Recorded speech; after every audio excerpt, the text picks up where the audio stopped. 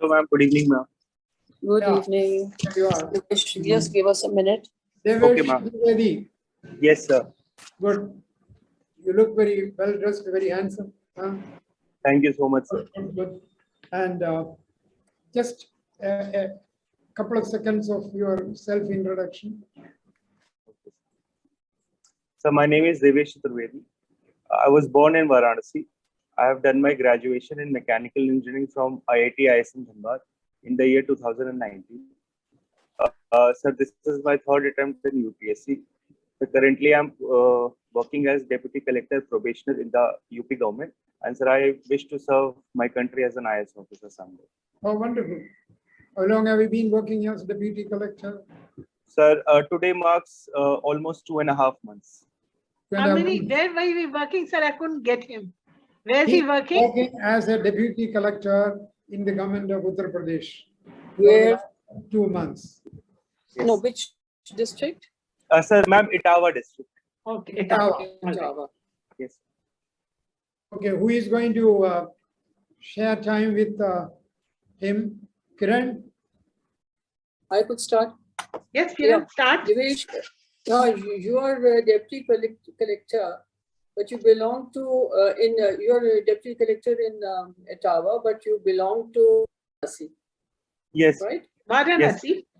Varanasi. Yes. Is within you. And you did your BTech in Dhanbad, totally different places. Okay, tell me, and your father is posted in Azamgarh, you said? Yes, ma'am. Subdivision magistrate. Right. So you were inspired by him to go for the IAS, or Yes, ma'am. was Ma'am, he there was. any other role model? Ma'am, he was one of the primary examples, I would say, that who inspired me. And sir, ma'am, I have seen some of the IAS officers work on the field as well. So, ma'am, there Right. were some incidents in my life that actually motivated me to go towards the civil services. So since you were so keen on the civil services, why did you take so much time off for doing your engineering? How would that help you in your civil service? Yes, ma'am. Ma'am, to answer your first question, why engineering? Ma'am, actually, in our society, ma'am, presently in the Uttar Pradesh, while I was doing my 10th, I was in a tier 3 city. And ma'am, engineering was a very safe option for me in terms of my career progression. And I was good at academics as well. So my teachers as well as my friends suggested me to go for science. So I went for engineering. Ma'am, secondly, ma'am, what was the second question? How will engineering help me in administration? Ma'am, I have acquired some of the skills which I got during my 4 years in college. Ma'am, some of the technical skills like innovation as well as critical thinking. And ma'am, some of the skills which I got from fest management while being in college, like teamwork, leadership. Ma'am, I think it is one of the primal things in administration. Good. Now tell me something about Varanasi as a city. How has it developed in the last few years? Because one reads a lot about it, but I haven't seen it lately. Yes. Has there been a sea change in this place? Definitely, ma'am. Varanasi is one of the oldest inhabited city in the world. No, And I'm only Okay, asking okay. what are the developments in the last few years? Because it's been very much in the news. Yes. So, ma'am, development in past few years. Ma'am, first of all, the cleaning of River Ganga. It has been on a very larger pace, especially in the city of Varanasi itself. Ma'am, Ghat development has been there. The incineration where people are burnt, it is slowly and steadily. It is getting mechanized also. Electric incinerators are being introduced there. And the Kashi Vishwanath corridor, in order to remove the encroachments of the in the ghats from Kashi Vishwanath river. Apart from that, ma'am, connectivity is there. There are 3 major expressways which are used to connect West UP and East UP. Apart from that, ma'am, there are several investment schemes also in Varanasi in order to boost the indigenous manufacturing industries. The main industry being textiles, or? Yes, ma'am. Ma'am, textile, the food industries, textile as well as food. Okay. Suppose you were to be appointed as collector in Varanasi. Which are the main problem areas you would like to tackle there? Ma'am, first would be the sanitation.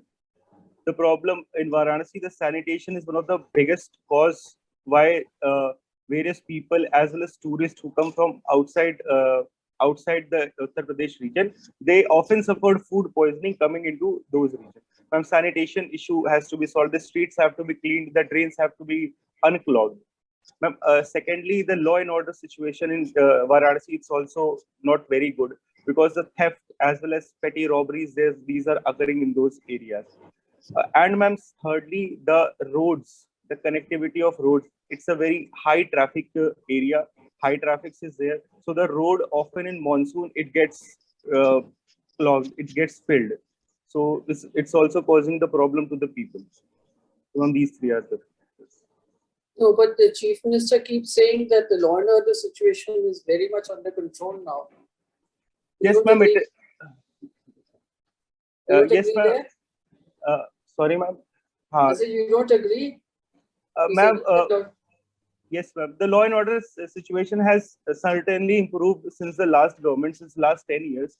But ma'am, still being a cultural capital of UP and the constituency of Prime Minister, so ma'am, we have to do more. We can do more. We can definitely improve the law and order situation as well. What is the population of Varanasi?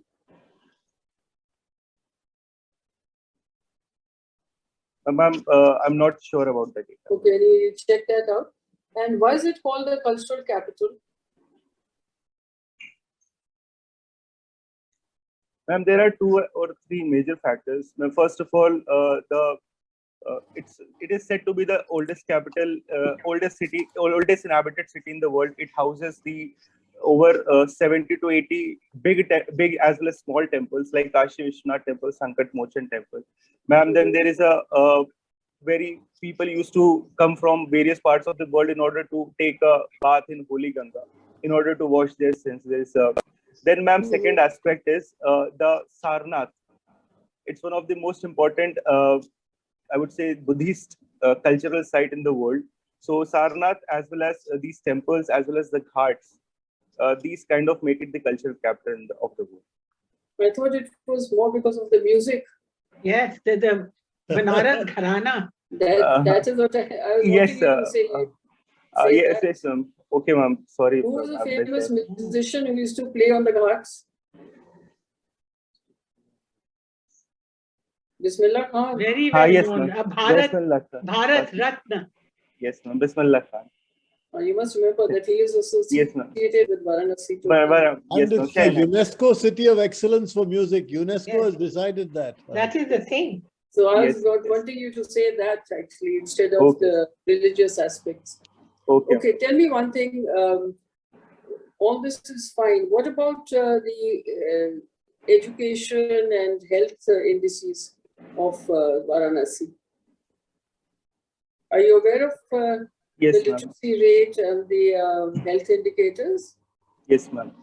So, ma'am, literacy rate, it is generally above we have the population rate in UP.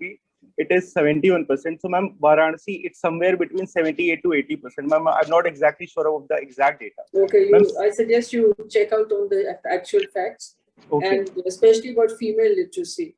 Yes. Is it the same as the male literacy or very much below? No, ma'am. It is low. It is somewhere between 60s to 70s, like the rest of the population. But why? I mean, Ma'am, it's basically due to the traditional nature of the society, the patriarchal structure. It is hindering the female education in the region. You still have the prevalence of child marriage in Varanasi? No, ma'am. Not that I'm aware of. It's not there. Okay. What about the Parda system? Is that finished with or is it still on? Parda system? Yeah. Yes, ma'am, it is there. Ma'am, I belong to a village. I actually belong from village. So, ma'am, village, it is widely prevalent. The Parda all the women have the gungat or? Yes, ma'am, they have. Ma'am, not all the women. The women who, the older women, they don't have. The widowed women, they don't wear. But women under the age of 50, they wear parda in front of outside only. Right. And What about employment in Varanasi? Is it mainly in the textile industry, or is there any other industry coming up? Yes. So, ma'am, actually, in the case of textile industries, it was decreasing. But, ma'am, after the efforts of ODOP, one district, one product, it has significantly improved in the last year. Ma'am, apart from that, agriculture is one of the prime importance in Varanasi. Apart from that, ma'am, the priest, one of the greatest amounts of priests, that is priestly class, is also from Varanasi. So these three are major aspects. Apart from that, one service sector as well as manufacturing sector, small manufacturing sectors were also there. Is the tourism industry being given a boost because of all the developments? Yes, ma'am, definitely. A very significant boost has been there. Asha, tell me a little about your present place of hosting, Etawah. How big is the city, Etawah city? So, ma'am, Etawah, it's not a very big city. Its population is only 15 lakh, and ma'am, it is on the border of Madhya Pradesh, and it comes under the Kanpur division. And ma'am, yes, ma'am. What are the problem areas of Etawah that you've seen since you've been there for some time now? So, ma'am, what I have heard and what I have seen, ma'am, there are two big problems in the region. Ma'am, first is the land mafia, and ma'am, second is the sand mafia. These two things which are widely prevalent across this whole region, the border belt, the Auraiya, Manpuri, and as well Etawah.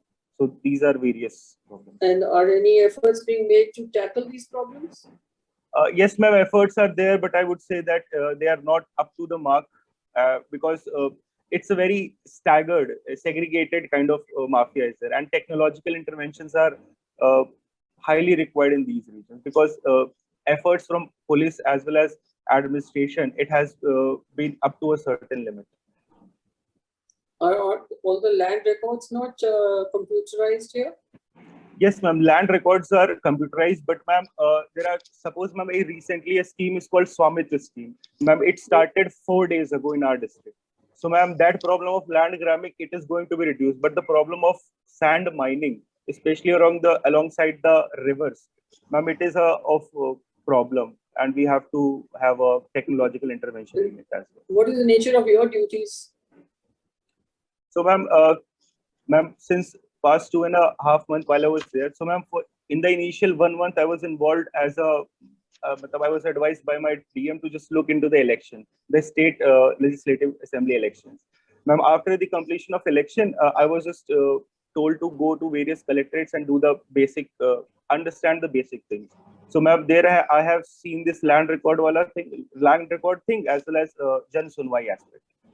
And ma'am, also currently I'm overseeing this Swamitra scheme as well. Okay, good. So carry on, and best of luck. Do your preparation for when is your interview? Ma'am, 19th of April. You have a few days to go, so better read up your newspapers regularly. Know whatever the latest happenings are in India and abroad. Yes. And read a couple of journals also, like the Frontline, India Today, Week, right? Yes. So best of luck. Over to Mr. Nambiar. Devesh, if I may ask you, who were your role models? I don't know if you've been asked this question. In a sense, internationally, who do you think is the most significant, most effective leader in the world today? Most effective leader in the world. Yeah. Okay. Sir, it's a very dicey question. It's a very dicey question, I agree. Yes. But sir, I would consider our Prime Minister to be one of the effective leaders in the world. Okay. What did he say? On what grounds? He said our Prime Minister. Oh.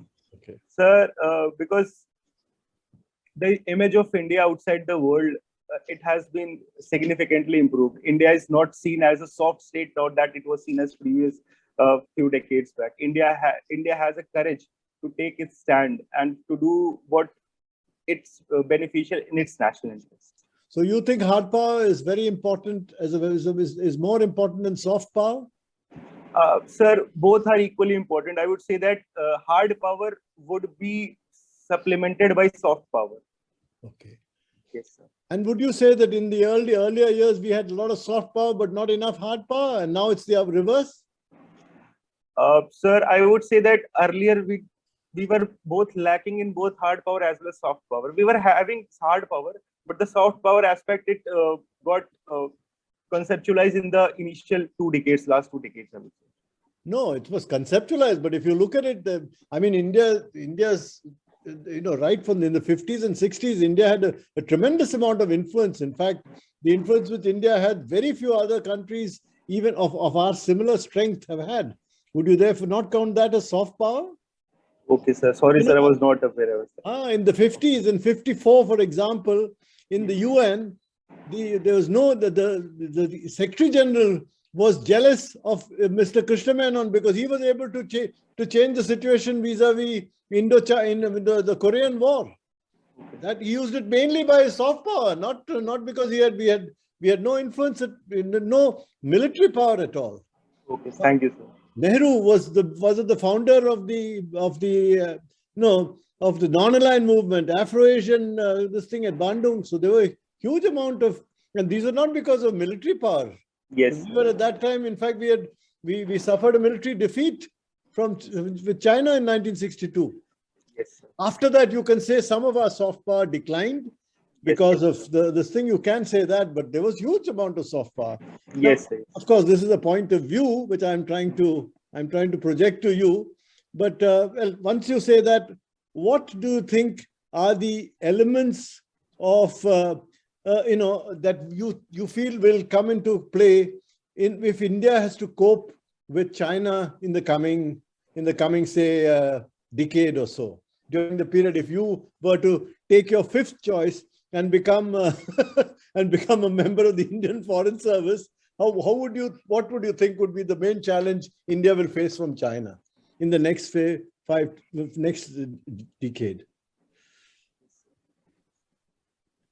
Sir, China is currently applying three kinds of. China is currently, its warfare is of three kinds. Okay. So first is the traditional warfare. It's encroaching in our lands, and sir, it's instigating India to act in certain way. Okay. So secondly is the media warfare. What it's publishing in its what is portrayal of our country, what is there. So thirdly is the psychological warfare. Okay. Sir, it's kind of making us fear about ourselves, making India a bad nation in other countries. So sir, these things are there, which is going to be a major problem in a. Okay. Do you think it is succeeding? Sir, as of now, it is not. But sir, it may. In the future, it may deteriorate. Yes, sir. I would say, sir, on some extent, sir. For example, in global soft power index, we rank below the China. Mm-hmm. Yes, sir. So I would say, sir, our image has declined in few of the nations. Okay. But in fact, if you look at Pew's and other things, and even in the Australian, you see that China's generally public image is is going down over the last few years, particularly. Would you say that? Yes, sir. Especially in Australia, because these are US allies nations. But sir, especially in the Central Asian region, the European nations, sir, they might not like China, but they are accepting its investment. They are allowing its culture to come into their country. Okay. Now, from the point of view if you were to look at the countries of South Asia, how successful has China been in terms of BRI related or even unrelated to BRI, its relationship in South Asia with various countries? Sir, I would say that overall South Asian nations, they kind of don't like China because of its Malacca dilemma. It just want to escape the Malacca. And sir, the South China Sea, where it's increasing its presence. So sir, there are divided nations, I would say. Philippines, it's in favor of Southeast Asia. I'm talking South Asia, not Southeast Asia. Achha, Southeast. Okay, South sorry, Asia. sir. Okay, sorry, sir. I misheard. Yeah. Okay, sir. Overall, sir, I would feel that after the Pakistan as well as Sri Lankan crisis, now the countries, they would kind of be cautious in order while they'll accept the Chinese investment. Okay. Yes, sir, because the crisis in both the nations, one of the major reasons were China's detractive diplomacy. Yeah, but of course they are aware of that. Many countries are aware. But if you are getting lot of funding for your infrastructure, whether you're Yes, Nepal or you're Bangladesh, you Yes. do what is how would you as a self-respecting if you're wanting to build your nation, what is Yes. wrong with accepting aid assistance from a neighboring country, China? Yes, sir. Sir, because China provides unconditional loan. And sir, if we suppose if IMF has to offer, if ADB has to offer, even if the West has to offer, or even if India offers, so there are some conditions attached to it. Like you have to improve your economy in this way, you have to open a forest this way. But China offers unconditional. I'm not so sure whether that is exactly the case now, because the main problem which Sri Lanka has now is because of the conditions. Yes. After Hambantota, they were not able to pay, and the conditions have forced them to actually, in a sense, hawk their entire future for 99 years. Yes. So, and the Chinese are not going to just throw money around like that. They're very, very acute negotiators, and mainly it's their business companies which are putting. But the fact of the matter is, they are providing skills. What is the negative factor which people see? Yes, sir. Okay, sir. I just realized one point now. Sir, Yes. China, as far as I know, sir, China, whenever they employ somewhere, whenever they invest somewhere, they only use their labors. And they, Yeah, that is an important point. Okay, That's sir. an important point. Yes, Yes. you've got an important point there. Thank you, sir. And they're in terms of it's Chinese companies, and very often Chinese companies and Chinese which receive special conditions from their own Chinese financing agencies, and they're able to leverage it. And Yes, that's very often that has been then, and of course through Chinese labor. And after Yes. some time, that in much of Africa, that has created a problem. Yes, sir. Yes, That has sir. created some problems of, and there have even been suggestions of a new colonialism and things like that. Yes, Though sir. China has been very strongly, refuting that, but there has been. But that is also they're changing. But the fact of the matter is, in countries like Bangladesh and others, they're slowly realizing that even Yes. where they would be wanting to take assistance, they would want to be very careful in terms of the conditionalities, and that then creates a certain amount of a divide. And I think Yes. in the past, in the few years after the reality has been more perceived, and especially after the latest developments in Sri Lanka, obviously there have been lessons which have been learned. Now, Yes, sir. in terms of their relationship with India, do you think that there will be a possibility of a coexistence and a cooperative relationship with China?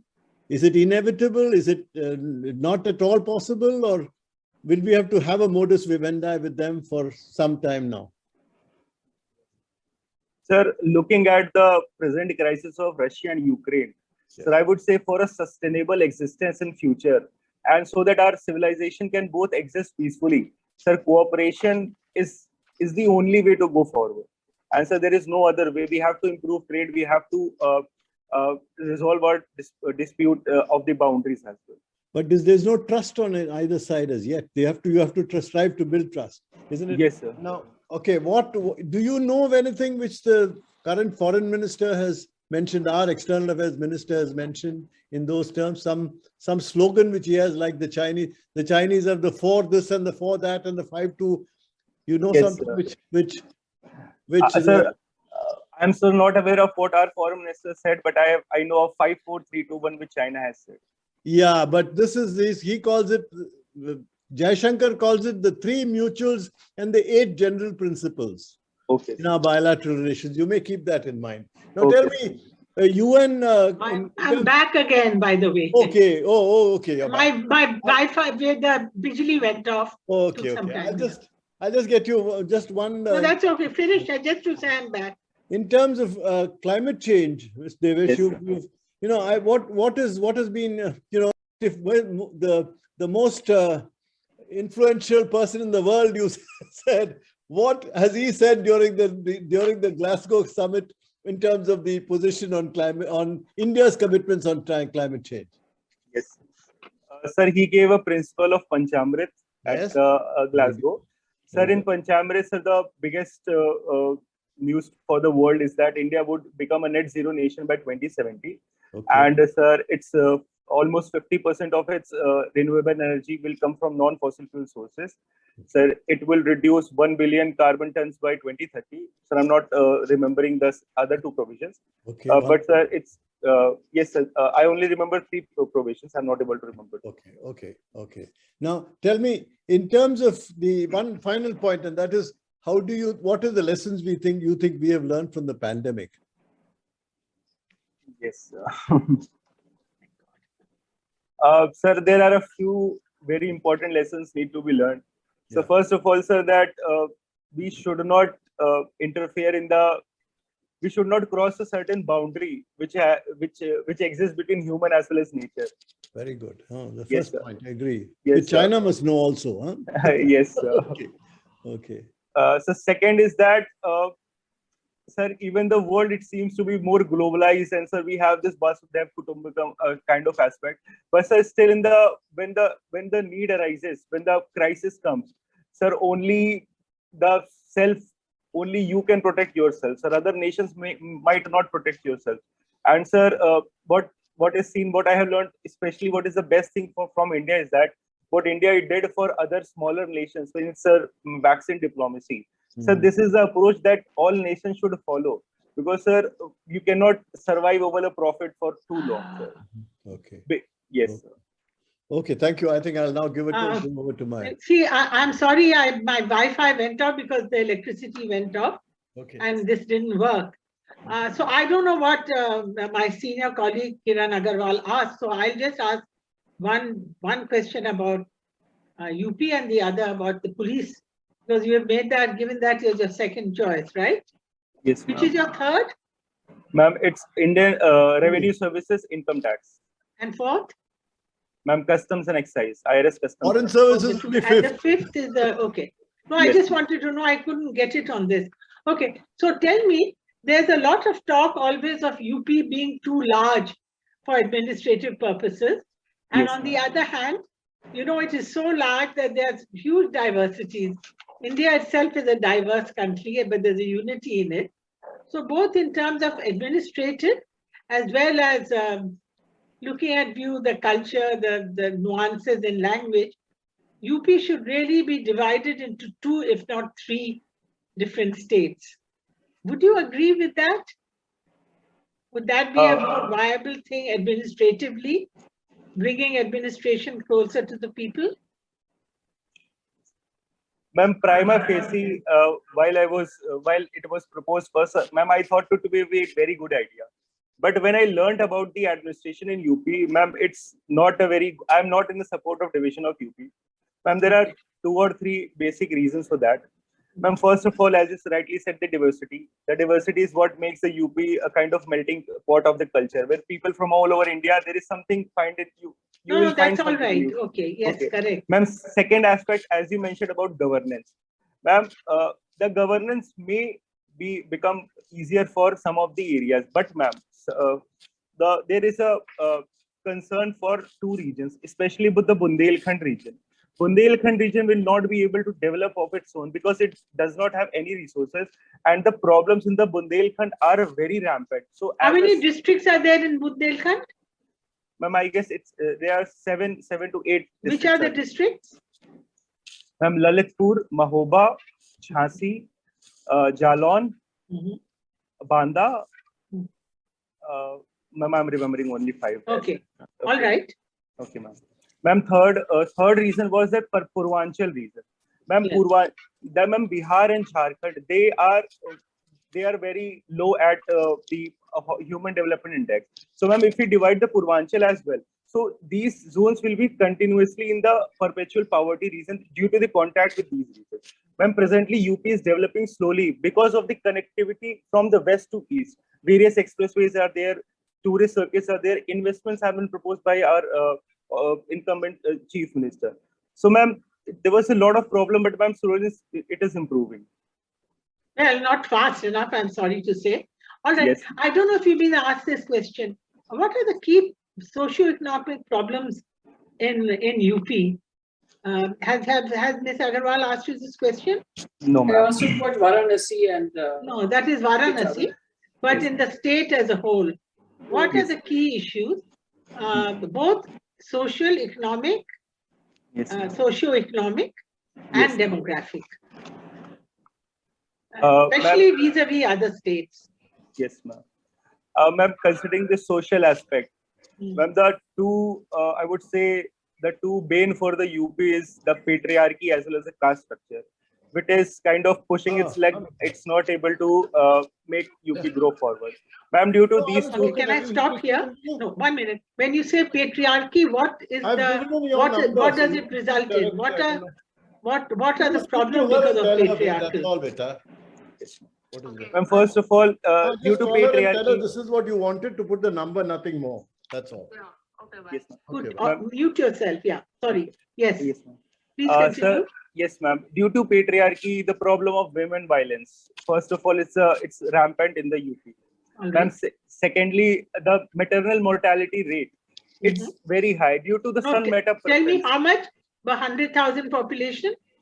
Ma'am, I think it's somewhere around 150. I'm not exactly, but it's 100 to between 200. All right. It's second highest in India. All right. Which Okay. is the Ma'am, okay. All right. Third. Ma'am, third is the sun meta preference, especially in the eastern. So what is the result of it? I know that is the part of patriarchy. Okay, ma'am, the result of is that the women, they are not equally contributing with respect to the male. The half of the population, it's not getting enough empowered to contribute to the of the economy of the UP. I think let me ask you, what is there any what is the ratio of your gender literacy ratio, male and female? Is that a manifestation? Yes, ma'am. Female literacy is somewhere around 80%, 60%, and male 60%, 59 point something percent. That's and right. Ma'am, in male it is 81%. So tell me, when there's so many programs of Beti Padhao, Beti Bachao, all these things, are these programs, and the Yogi Adityanath ji government himself has done a series of programs, both monetary and other incentives. Yes. What is the problem? Why are there still diversities? 5 years have passed. Yes, what is the problem? And then what about do you understand what's an adverse sex ratio? Yes, ma'am. Yes, what is that? Ma'am, adverse sex ratio is that in the areas which are low literacy rate, there is a high sex ratio.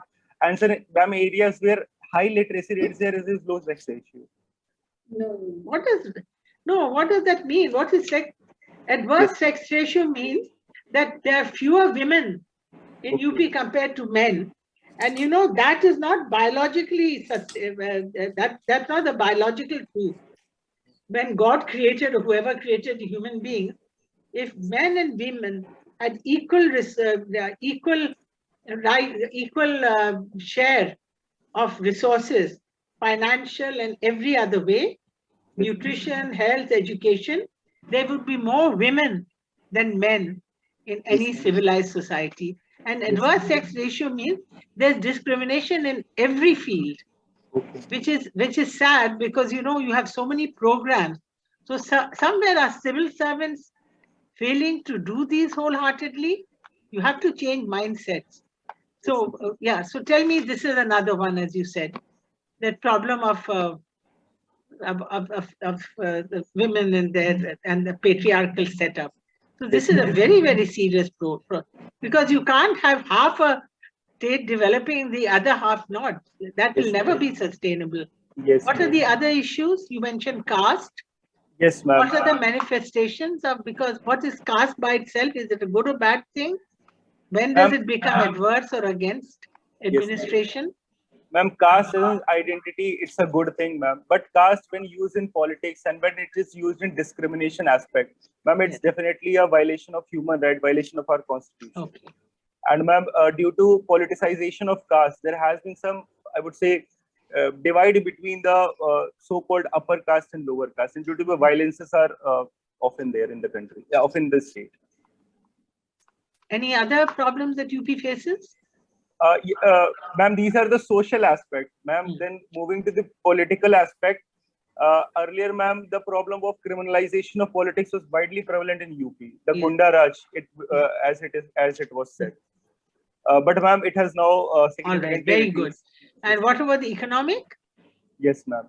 The economic, ma'am, UP is very, it's very under, I would say it's not fully up to its potential. But ma'am, in last 5 to 10 years, earlier in the 2014, the UP GDP was 8 at the rank 8. But presently it is ranked 3rd. Ma'am, but since it is such a big state, we can definitely... Rank 3rd in where? 3rd in, ma'am, GSDP. In what? GSDP, ma'am, gross state domestic product. It's No. And what about the SDG ranking of UP? The Sustainable Development Goals? Yes, ma'am, it's still it's in achieving state. No, it is 14th. Okay, ma'am. Okay. Oh, I don't know. I think it is 14th. Just you can check it out. Okay, ma'am. I was telling about GSDP, about gross domestic product. Yes. But so you have a lot of things to do if you are in charge. Yes. Please make sure that the programs are properly implemented. Yes. So I've taken enough time. One last thing. You know, you have given opted police as your second option. Yes, and there will be a police officer, retired, yes, who would be one of the members of the UPSC for your interview, bound to ask you questions on police in UP, the Prakash Singh judgment, the Prakash Singh case, the Supreme Court judgment in that, and the Model Police Act, yes, that the Home Ministry, the Union government has circulated to all states, how much UP has implemented and why it has not. And, you know, please know what are the salient features of it. Yes. Accountability, transparency, the law and order investigating agencies being separated to ensure better prosecution of criminals, yes, and a host of things for welfare and modernization. And they will ask you what are the problems, why it has not been done, because law and order is a state subject. I don't have enough time, but you have enough time before interview. So please read, take the help of your colleagues, yes, and whichever academy you are attending, and be very, very conversant with it. Yes. All right? Yes. All the best. Thank you so much. Okay, Chaturvedi, Vijay, did you want to raise your hand? Mr. Chaturvedi. Yes, sir. We have spent a lot of time with you discussing various aspects of, of governance in India, of the rest of the world, etc., etc. Now, you are aspiring to become an IAS officer, and quite likely also, justifiably, you hope to be a part of the UP civil service, join the UP government. Now, to start with, you may be, over a period of 5 years or so, be a district magistrate in a district. Later on, you will get promoted to senior positions in government. Now, as an IAS officer, I'm stressing the word IAS, as an officer of the Indian Administrative Service, serving in the state of Uttar Pradesh, what you think you would be able to contribute. We talked about the problems that UP is facing. Yes, sir. Okay. In that context, as an individual, what would be your contribution? What you hope to contribute? Yes. Sir, first of all, I would say that what solution begins at home. So first of all, when I'll go in a district, sir, I'll see that what problem my collectorate people face. What is the problem that is happening in collectorate? And first of all, the staff is there. Then, sir, I would identify what are the problems in district. Every district has a different problem. Somewhere it is child malnutrition, somewhere it is law and order situation. Somewhere it is developmental deficit, somewhere it is any other aspect. So, sir, I will see that what kind of problem exists in those states. So, third, and I think the most ignored aspect or I would say under influenced aspect is the local governance. Local governance. Yes, sir. Local governance itself is a backbone of Indian villages. Sir. Over majority of the people, they live in villages. And sir, the problem that people face in the villages, sir, it will make you teary-eyed from what I have seen. So, sir, the local governance, people have to be empowered. They must know about their rights. They must know that where they should go, whom they should contact. So, sir, these would be my priority areas.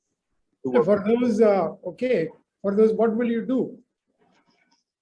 Yes, sir. So, sir, for local governance, sir, there is a problem of suppose school is not there. If the school is there, teachers are not coming. If the teachers are coming, so the students are not coming. So then there is a health aspect. There is a primary health center. The primary health center, the doctors are not present. So, sir, and sir, apart from that, connectivity is not there in roads.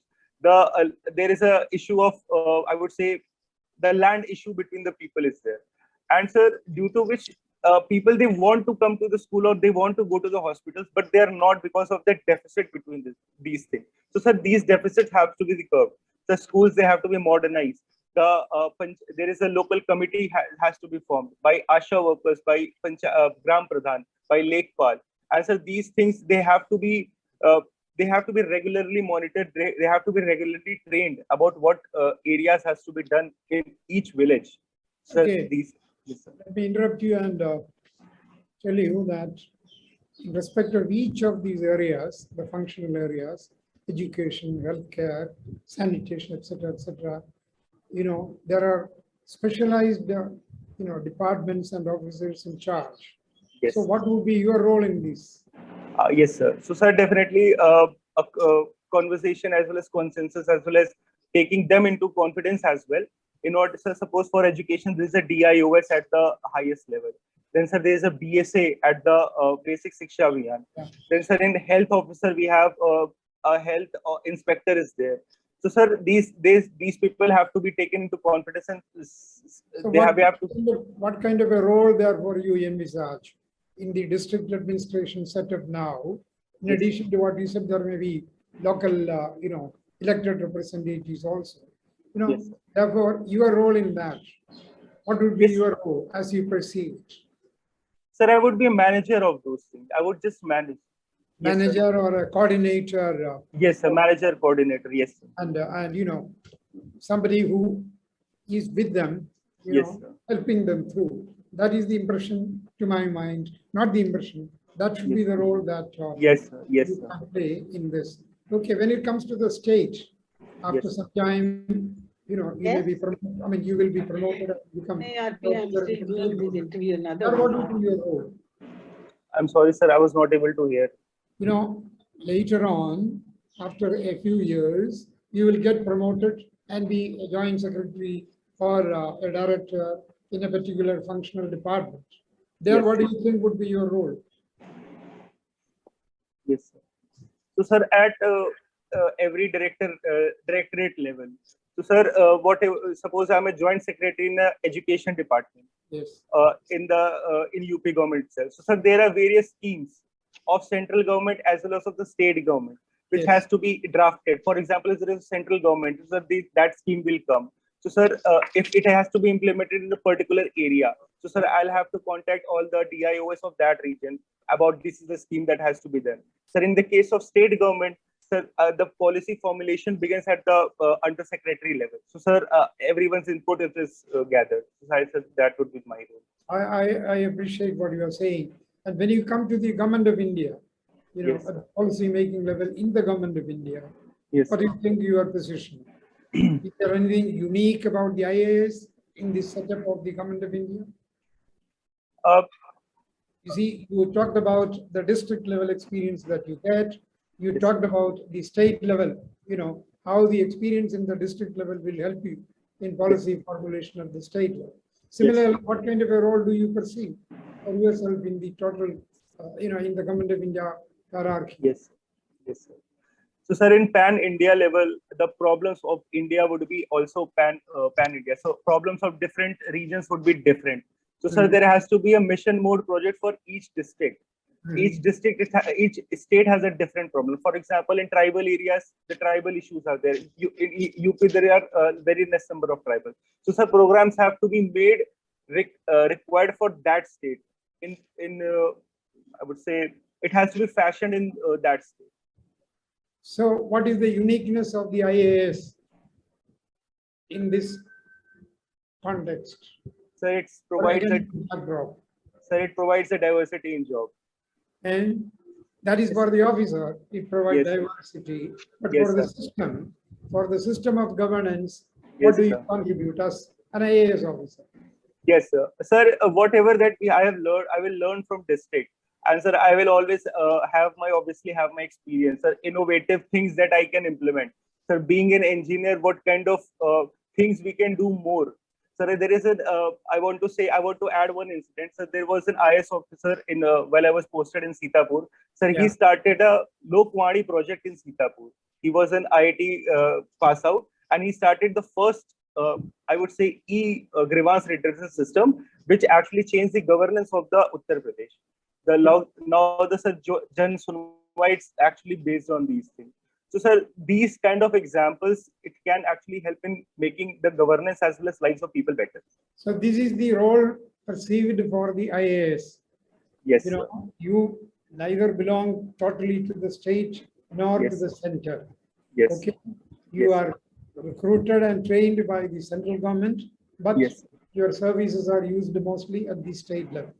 So Yes, the sir. experience that you gather at the state level, that will inform the policy formulation process through you in the government of India. Similarly, the vision of an all India, that India is not UP, India is not Madhya Pradesh, but India is a union of states. That Yes.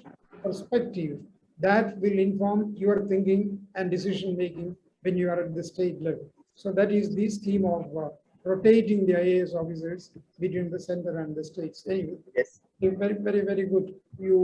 We have spent a lot of time with you. Yes, sir.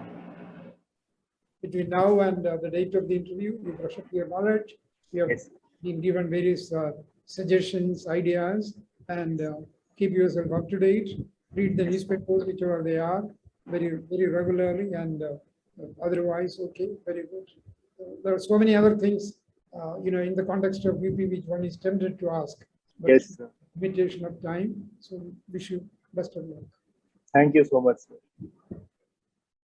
I suggest you read up on the new education policy, the latest guidelines, and also this climate change. You should know everything about climate change. Yes, ma'am. And But- I suggest you read the state profile and the district profile. Okay. And district profile of both the districts, the one you're working in, and there's also of Varanasi, where you came from. Yes. Okay? Yes. Those Okay, facts and figures you should have on your fingertips. And the Yes. All India figures also to compare. Yes, ma'am. Okay? Best Yes. of luck. Do well. Thank you so much, ma'am.